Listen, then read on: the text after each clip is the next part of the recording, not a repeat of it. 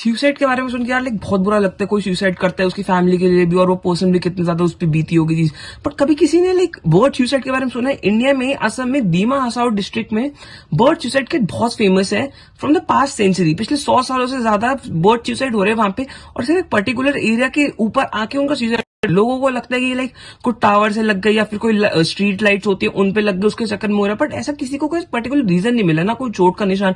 और ये बहुत टाइम से हो रहा है। पैरानॉर्मल इन्वेस्टिगेटर्स को भी बुलाया गया, और जो लोग पुलिस वाले हैं उन्होंने भी करा कोशिश, लेकिन किसी को कोई समझ नहीं आया। कोई कोई कहता है कि लाइक जो फ्रीक्वेंसीज होती हैं हाई फ्रीक्वेंसी, उनके चक्कर में हुआ है, जिसका 2.0 मूवी में भी बताया गया था कि हाई फ्रीक्वेंसी के चक्कर में बर्ड्स की डेथ हो रही है, या फिर एसिड। किसी को उसका कोई समझ नहीं आया कि ये हो क्यों रहा है। अगर आपको इसके ऊपर पूरी वीडियो देखनी है तो मेरे चैनल पे जाके इसकी पूरी वीडियो